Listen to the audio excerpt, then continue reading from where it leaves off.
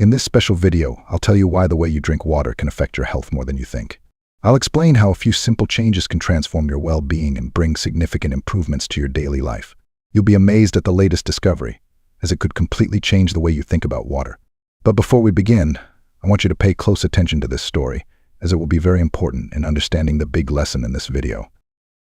In the high mountains of the Himalayas, there lived a sage hermit known for his profound wisdom and incredible longevity. His teachings attracted seekers from all over the world, but few managed to reach him because of the arduous journey. One day, a young adventurer named Ethan decided to climb a mountain in search of the sage's instructions. The journey was long and treacherous. Ethan faced steep cliffs, icy winds, and doubts. After days of grueling climbing, he finally reached the sage's cave. Exhausted and thirsty, the young man immediately grabbed a flask he found in the cave and began drinking the water in large gulps. The wise man named Harold, noticing this, smiled and said, "Young man, I see you came here looking for wisdom, but you don't even know how to drink water." Ethan asked in surprise how it was possible that there was a wrong way to drink water. The sage replied, "Ah, my young friend, that is why so many people suffer in vain. Water is life, but it must be respected and used wisely. For example, think of the marathon runner who faints due to dehydration, a stark reminder that improper water consumption can lead to dire consequences. Conversely, sensible water consumption has helped many people improve digestion, energy levels, and overall health by demonstrating its transformative potential. Drinking water doesn't make anyone sick, but improper water consumption can cause many diseases of the body. For example, drinking large amounts of water quickly can overload the digestive system, leading to problems such as acid reflux or abdominal bloating as the stomach does not have time to process the incoming food. Inadequate hydration can lead to kidney problems such as stone formation, as insufficient water intake reduces the kidney's ability to effectively eliminate toxins. Similarly, chronic dehydration can cause symptoms such as constant headaches and fatigue, as the brain and muscles rely heavily on proper hydration for optimal functioning. Improper water intake can also weaken the body's natural defenses over time. Intrigued, Ethan asked, "But what exactly does it mean to drink water improperly?" Harold explained, "One of the most common mistakes is to drink a lot of water at one time, especially during or right after a meal." Before we delve into the first habit, if you found value in these videos, subscribe and click the bell to stay in the loop. This seemingly harmless habit can have unexpected consequences for our bodies. When we flood the body with more water at one time, we dilute the gastric juice that is necessary for proper digestion. This can lead to a variety of consequences, from incomplete absorption of nutrients to chronic digestive discomfort. In addition, drinking cold water with meals can extinguish the digestive fire, making digestion even more difficult, Harold explained. Ethan nodded, showing he understood. Harold continued, "You've probably heard the myth that every person needs exactly 8 glasses of water a day. That's like saying that all gardens need the same amount of watering. That myth is many years old, but the reality is much more interesting." Harold picked up a fallen leaf and held it in front of Ethan.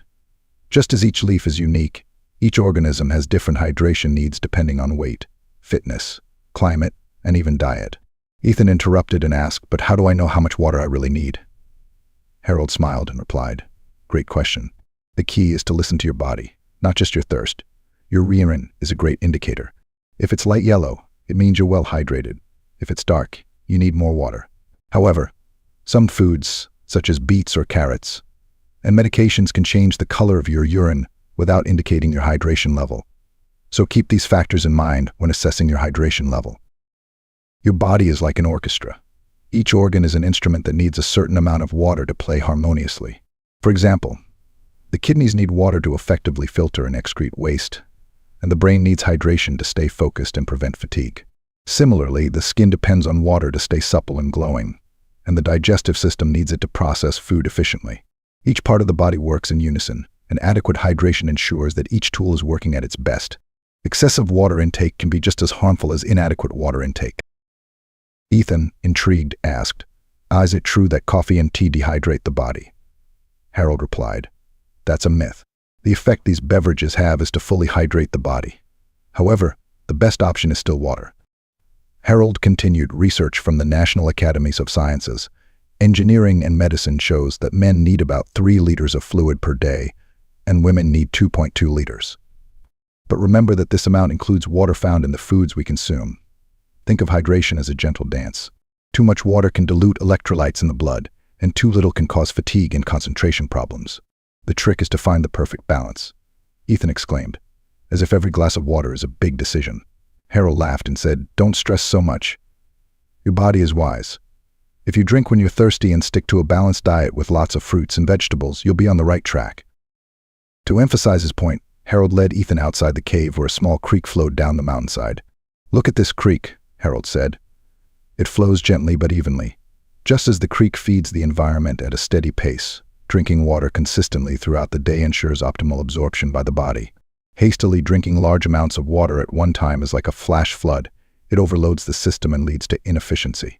It nourishes the soil around it without overloading it, ensuring the soil absorbs every drop for sustainable growth. This is how you should drink water, smoothly, not in streams, so that your body can efficiently utilize each sip without being overwhelmed." Harold then shared another secret, talking about the ideal time to drink water. When you wake up, drink 1 or 2 glasses of water.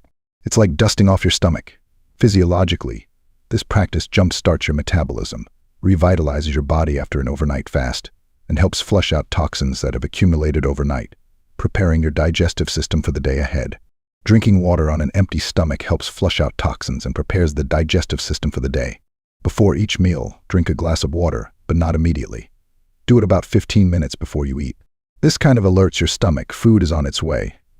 Drinking water before meals helps control appetite and prepares the digestive system to process food more efficiently.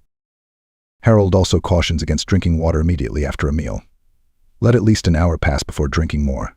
Imagine you have just started a fire to cook a meal. If you spill water on it, what will happen? It will go out. The same thing happens to the gastric juices in your stomach. They are like fire working hard to digest food. If you dilute them with water, you can slow down the process. Nutritionists recommend not drinking a lot of water right after a meal because it can dilute the stomach acid and make digestion more difficult. And when the sun goes down, drink some water, but not too much. We don't want to spend the night in the bathtub, do we? Harold concluded by saying, "Water is your friend, but it requires respect. It's not about drowning your body, it's about drinking at the right time." Ethan, struck by the depth of these seemingly simple admonitions, realized that this lesson went far beyond simply quenching his thirst.